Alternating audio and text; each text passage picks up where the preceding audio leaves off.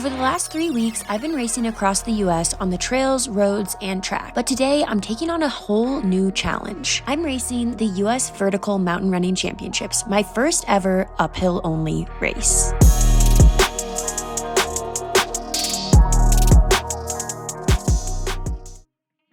Hello. I am in Tahoe, and there's someone weed whacking directly across the street, so that's great news for me. Yeah, so that's not a weed whacker, that's a chainsaw.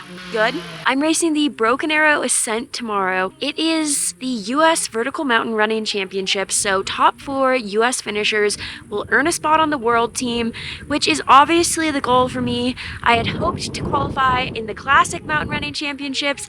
That didn't happen, so this is my last chance for the world team. There is some good and some bad news. The good news is that they had to change the race course, and I think that the changes are actually advantageous to me and my strengths as an athlete. The bad news is that on my run yesterday, I rolled my ankle pretty badly, and it hurts a lot, so I can't run today, but I'm hoping that by tomorrow, I'll be able to run. Today, I'm gonna be on the elliptical, and in the meantime, I'm just doing everything I can to prepare for the race. Icing, using compression, using Voltaren, carbing up. I just got to the gym. I'm just cross-training really easy today, literally zone 1, basically just moving, shaking things out a little bit, probably 45 minutes or so. The main goal of today is just to rest the ankle. It has improved a lot since yesterday, so I'm actually really hopeful that tomorrow it'll basically not be a problem at all. And even if it is, it's an uphill only race, so that bodes really well for being able to do it even with a little bit of a bum ankle.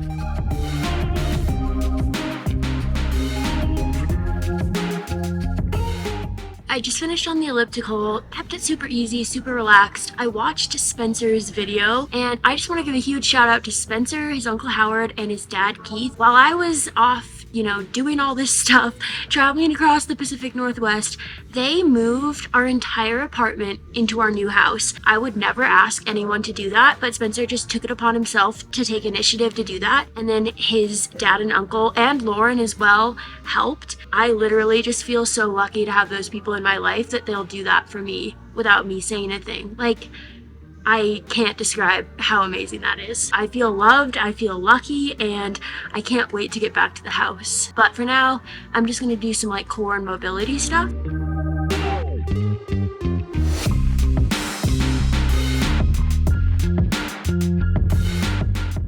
I mean, look, you came up with that out of thin air, and it was just a beautiful sentiment. We are currently headed to the hot tub. This is potentially one of the biggest hot tubs I've ever, actually no, not potentially, it is the biggest hot tub I've ever experienced in my life. Anyways, we're just gonna do a little bit of hot tubbing day before the race.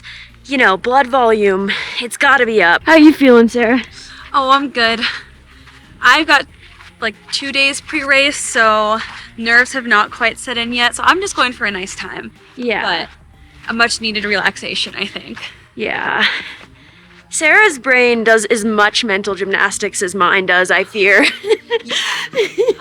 Olympian mental gymnasticer. One runner-sized human for scale. You guys, we could almost swim in it. You can swim in it. We are truly living the life. Yeah, I'm just completely stretched out. Let's see how many swim strokes we can get. Okay. I think I can get 3 freestyles. Okay, let's see the doggies. That's 12 doggy paddles. Any last thoughts before the camera goes off? I have no thoughts. I'm in the hot tub. This is not a place for thoughts. No overthinking allowed in the hot tub. Those are the rules.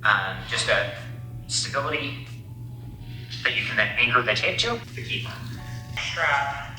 Hello. The last of the crew has arrived. Wins. Lauren is here. The house is We made it, Yeah. guys. Oh, the crickets are reunited.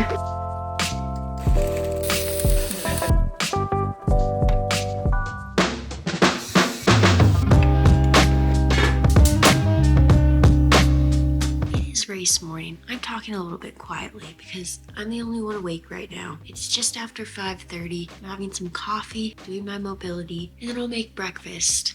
I am nervous, but I also feel like I don't really have anything to lose here. This is my last shot at the team, but I feel like I mourned not making it after the classic race, and now this is kind of like a bonus opportunity.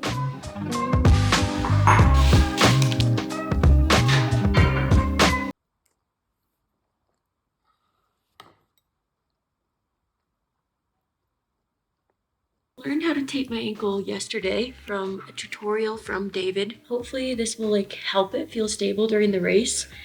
I, however, am not really a pro at this, so I don't know how effective it will be. I mean, if YouTube can't teach me how to do it, what can, you know? Not school. No. Not PT school. Nothing. The old cranky Yankee. I don't know, like, does anything about this not scream professional? It screams casted. Race day. Race day. Lauren has sympathy race day pains. You are my hired chauffeur.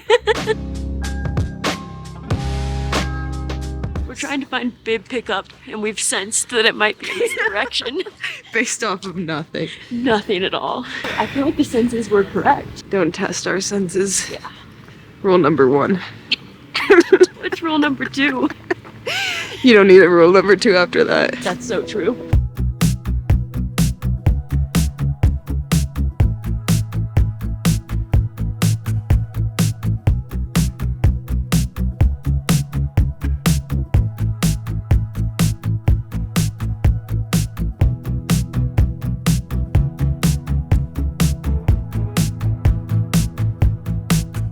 Lauren is my videographer today, so everyone comment and tell her what a good job she did, and also enjoy her commentary. Record. Yeah, we'll do. I think I broke the camera. It's recording? Oh, it is. Okay. And they're off. It's gonna be insane.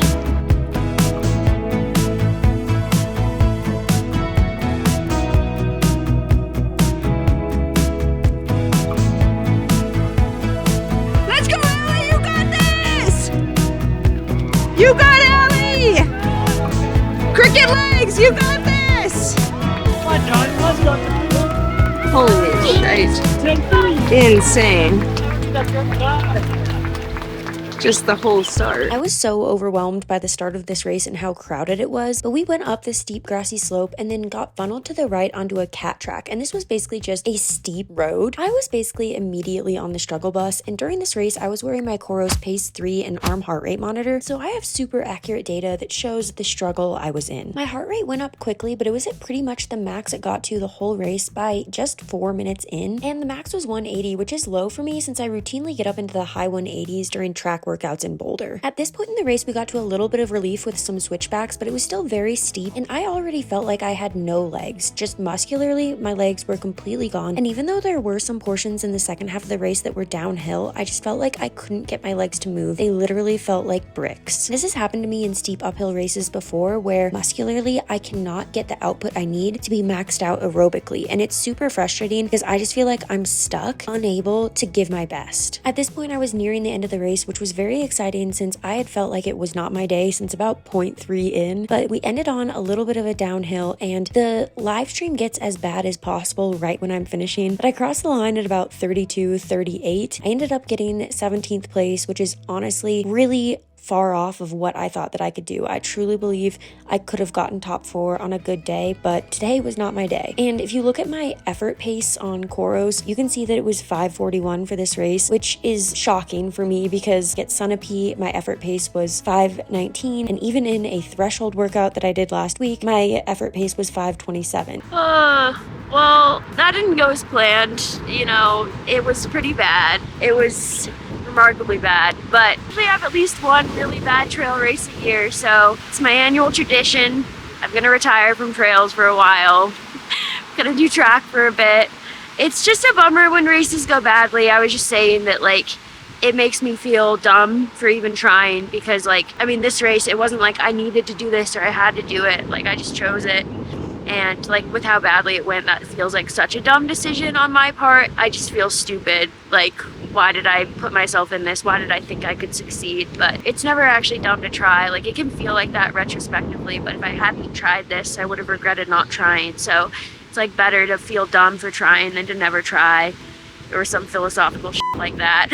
Definitely disappointed and sad, but it is what it is. Just what are you gonna do, you know? You just have to accept it. We're gonna move on now. Don't expect to see me on a trail until August. Retiring out. The squad. Thank you guys. The team. They're picking up the scraps. They're putting them back together. This is what it's all about. Friendship. Yeah. The unity of friendship. The Corolla.